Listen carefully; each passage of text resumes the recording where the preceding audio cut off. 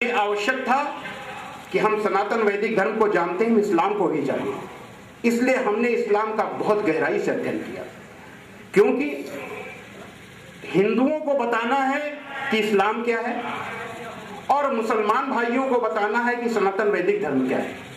लेकिन एक यहां बहुत बड़ा सत्य है, उसको भी बताने की जरूरत है कि ये चीज आगे क्यों नहीं बढ़ पा रही। आगे न बढ़ने की वजह है कि हिंदू खुद सनातन वैदिक धर्म को नहीं जानता, मुसलमान खुद इस्लाम को नहीं जानता। जब अपना धर्म खुद ही नहीं जानते तो दूसरों को बताएंगे क्या। तो हम जो आप लोगों को हमने बताया कि हमने ये जानकारी क्यों हासिल की, उसका कारण हमने बता दिया। तो अभी हम बता रहे थे मनुष्य बनने की शर्त दयालुता। दयालुता में जो ईश्वर ने जो आदेश, अब इस्लाम को हमने लिया कि ये अल्लाह का आदेश सबसे पहले अपने पैगंबर पर आया कि दयालु बनो, सारी दुनिया के लिए दयालु बनो। और ये जो सारे आदेश आए कुरान मजीद के, वो हिंदू भाई जान ले कि वो हजरत मोहम्मद सल्लल्लाहु अलैहि वसल्लम पर आए और उन पर आकर के ये आयत, ये अल्लाह के आदेश, ईश्वर के आदेश आपके दिल में उतरे और दिल से आपने कर्मों में उतार दिया। आपका एक एक काम कुरान के हिसाब से हुआ। एक बार एक साहब ने कहा कि ऐ अल्लाह के रसूल, जो आपके विरोधी हैं उन पर लानत भेजिए। हजरत मोहम्मद सल्लल्लाहु अलैहि वसल्लम ने जवाब दिया कि जोश के साथ होश कायम रखो। मुझे इस दुनिया में अल्लाह ने लानत भेजने के लिए नहीं, रहमत के लिए भेजा है, दया के लिए भेजा है। ऐसे थे हजरत मोहम्मद सल्लल्लाहु अलैहि वसल्लम, ऐसे थे इस्लाम के पैगंबर। लेकिन इस्लाम के बारे में धारणा क्या है? इसके ठीक उल्टा। एक बार एक गैर मुस्लिम मस्जिद नबवी में, जहां आप रहते थे मदीना में, वहां गया और उसको पेशाब लगी तो वो मस्जिद में ही खड़े खड़े पेशाब करने लगा। मुसलमान उस समय कौन कहे गए? जो आपके अनुयायी थे वो मुसलमान कहलाए गए, वो संख्या में ज्यादा नहीं थे। तो मुसलमानों की जब आपके अनुयायियों की नजर पड़ी तो वो उसको मारने के लिए दौड़े। आपकी नजर पड़ गई, आपने कहा खबरदार, उसे मारना नहीं, उसे समझा दो और जाओ एक डोल पानी लाओ और इसको बहा दो। मुसलमान को इस दुनिया में अल्लाह ने लोगों के लिए दुश्वारियां पैदा करने के लिए, लोगों को दुख देने के लिए नहीं भेजा, रहमत के लिए भेजा, दया के लिए भेजा है। इसलिए मुसलमान को दयालु रहना चाहिए, किसी को कष्ट नहीं देना चाहिए। ये अल्लाह के रसूल सल्लल्लाहु अलैहि वसल्लम ने अपने अनुयायियों को हुक्म दिया। लेकिन आज क्या है? मस्जिद के अंदर के मस्जिद के बाहर अगर कोई ऐसा कर दे और चार अच्छे लोग अगर बीच न पड़े तो दंगा हो जाए। कितना परिवर्तन है, कितना हम हट गए हैं मूल सिद्धांतों से। अगली शर्त क्या है? आर्जवम, विनम्रता। मनुष्य बनने की अगली शर्त है विनम्रता। उसको विनम्र होना चाहिए, सरल होना चाहिए हर तरीके से। अगर वो भोजन कर रहा है, भोजन में उसके सरलता हो, सात्विकता हो। अगर वस्त्र पहन रहा है तो वस्त्र उसके सादगी से हो, मर्यादित हो। और अगर वो बोल रहा है तो उसकी भाषा में विनम्रता। अभी हमने एक आयत सुनाई, सूरा 41 आयत नंबर 34, कि भलाई और बुराई बराबर नहीं हो सकती, तो लोगों की सख्त बातों का ऐसे तरीके से जवाब दो जो बहुत अच्छा हो। ऐसा करने से तुम देखोगे कि जिसमें और तुम में पहले दुश्मनी थी, अब वो तुम्हारा गहरा दोस्त है। ये विनम्रता का ही आदेश है। इतने विनम्र बनो कि लोगों का दिल जीत लो।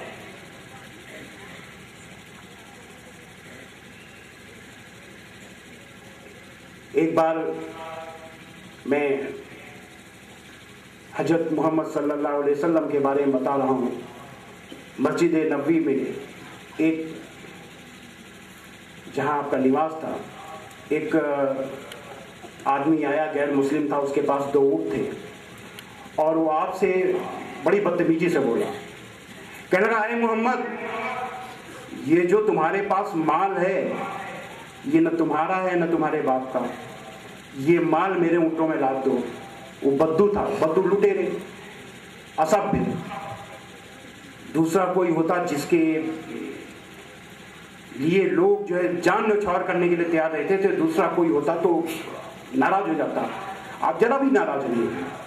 आपने हंसकर कहा कि ये माल न मेरा है और न किसी का, ये माल अल्लाह का है। पहले ये बताओ कि तुमने जिस तरीके से बात की है तुमको कोई डर नहीं लगा? ऐसे बात कर दिया। तो कहता बिल्कुल नहीं, जरा भी नहीं डर लगा हमको। तो आपने पूछा कैसे? उसने कहा मुझे विश्वास है कि आप बुराई का बदला बुराई से नहीं देते। आपके विरोधियों को भी आपके न्याय पर, आपकी भलाई पर विश्वास था। विरोधी थे लेकिन वो जानते थे कि मोहम्मद कभी भी अन्याय नहीं करेंगे, कभी किसी को नुकसान नहीं पहुंचाएंगे, कभी किसी को बुरा नहीं करेंगे। इतना विश्वास था।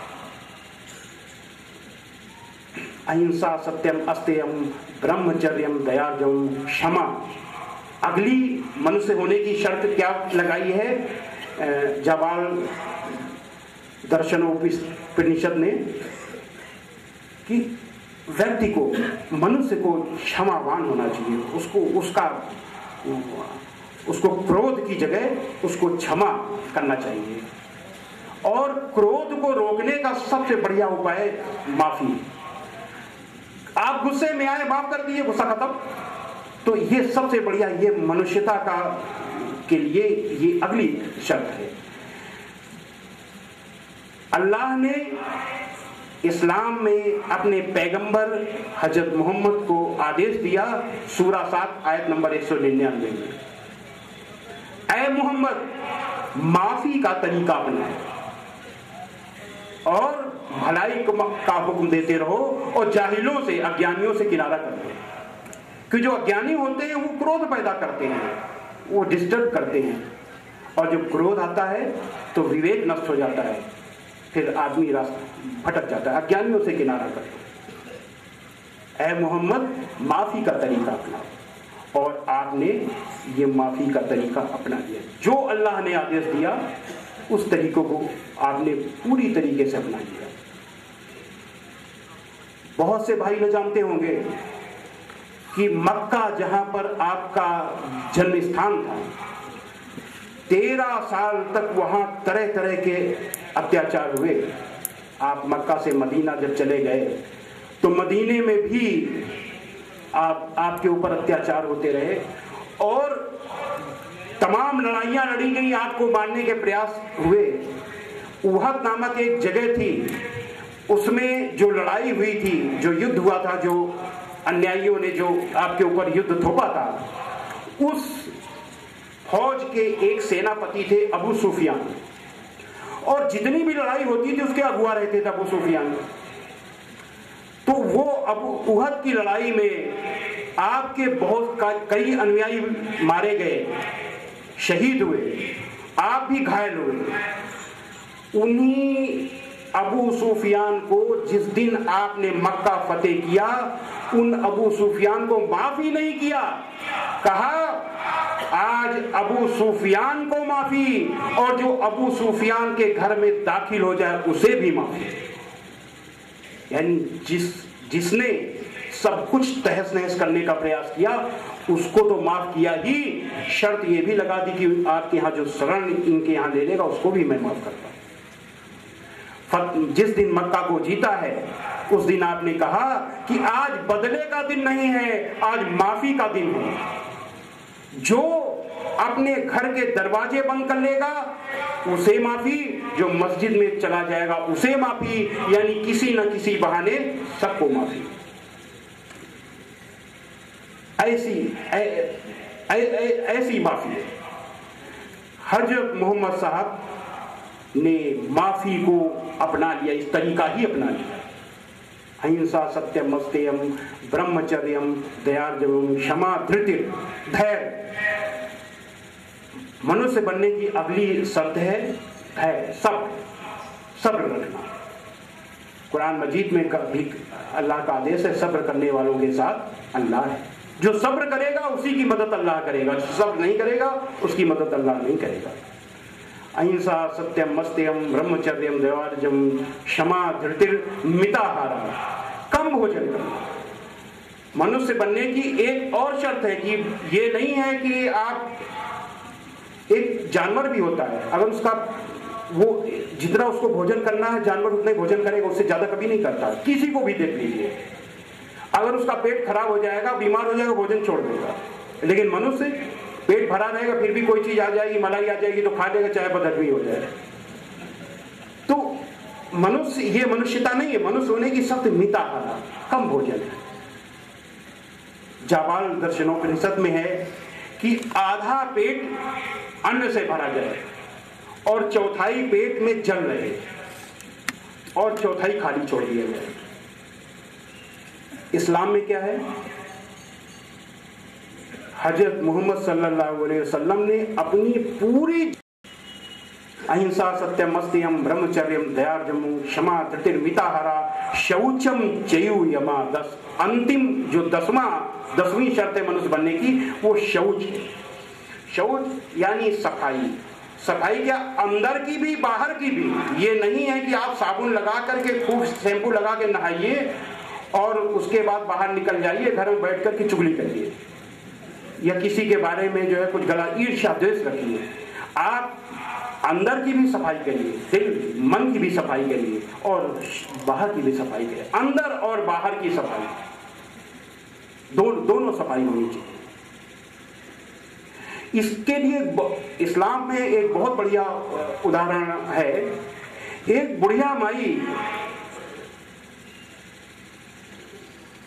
आप जिस रास्ते से जाते थे आपके ऊपर कूड़ा फेंक देती। जब हजरत मोहम्मद सल्लल्लाहु अलैहि वसल्लम निकले, वो ऊपर से कूड़ा फेंकते, रोज का नियम था। तो एक बार ऐसा हुआ कि आप गए, उसने कूड़ा नहीं फेंका। दूसरे दिन 10 दिन निकले, कूड़ा नहीं फेंका। तीसरे दिन निकले, कूड़ा नहीं फेंका।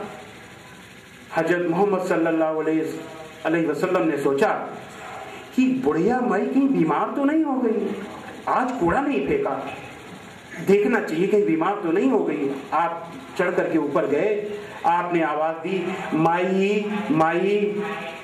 बुढ़िया माई ने पूछा, कौन? आपने कहा, मैं।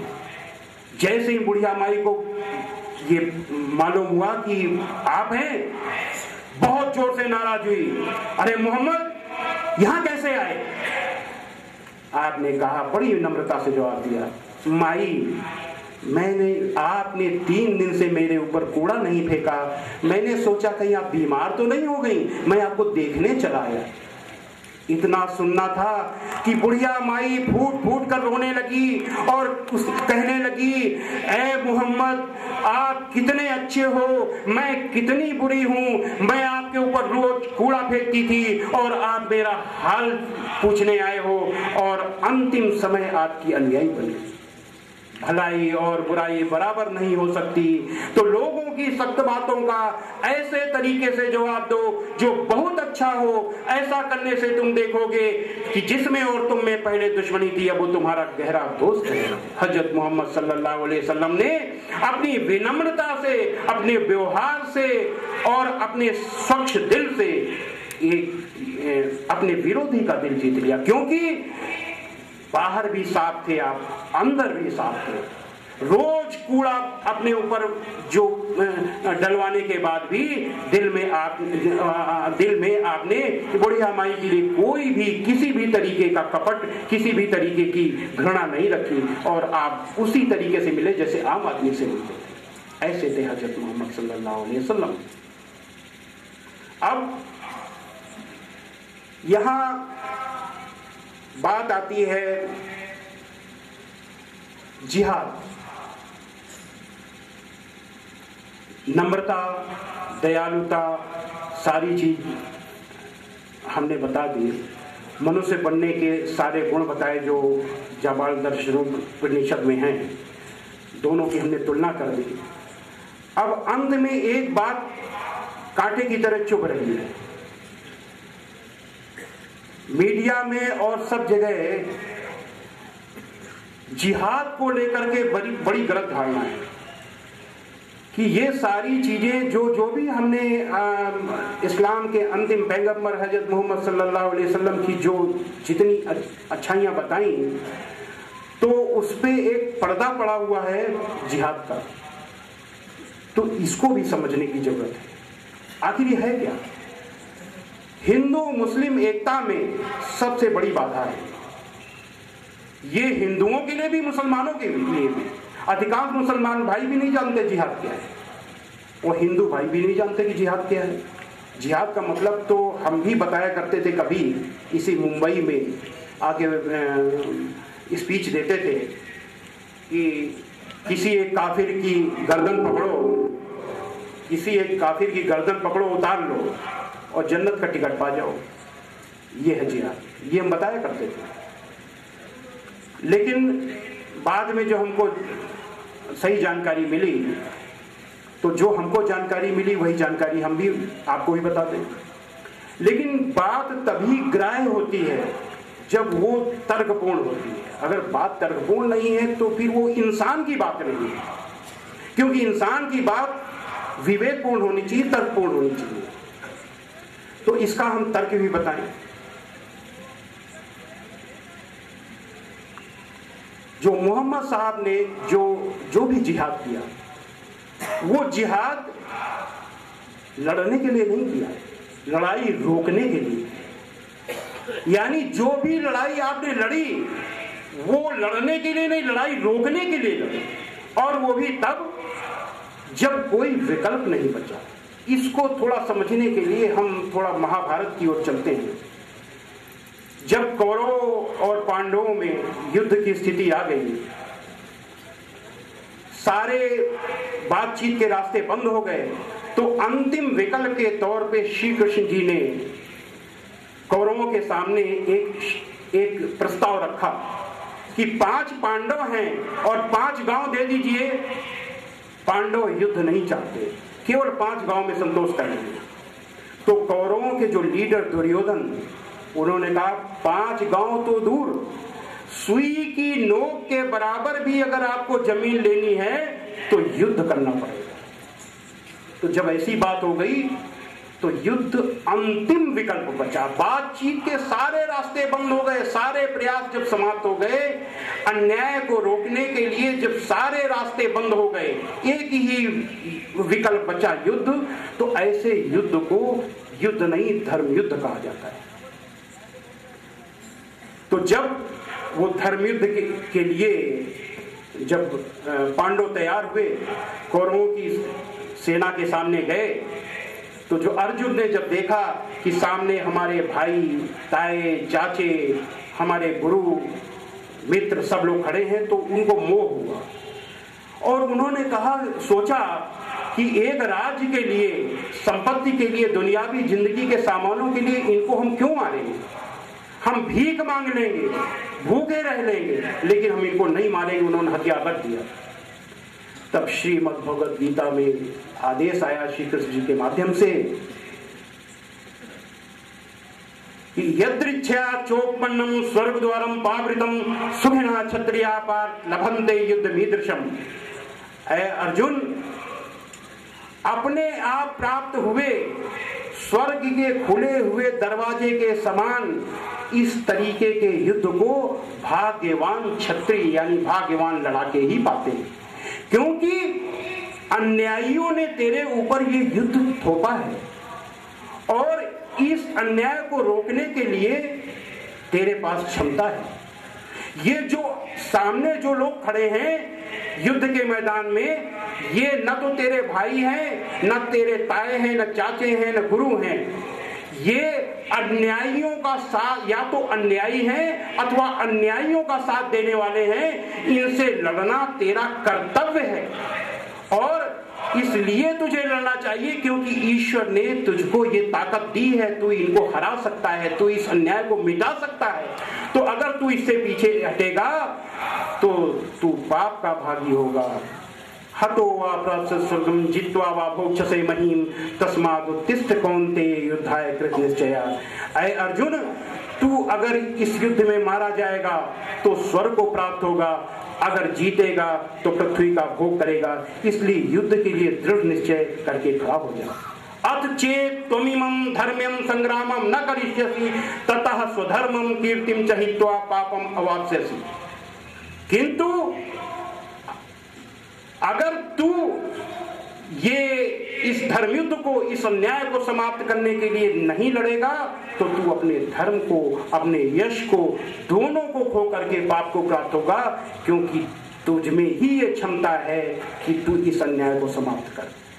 तो जैसे अब तुलना करिए, जिस तरीके से यहां अन्याय था वैसे ही अन्याय मक्का में हो रहा था, उससे बड़ा अन्याय हो रहा था।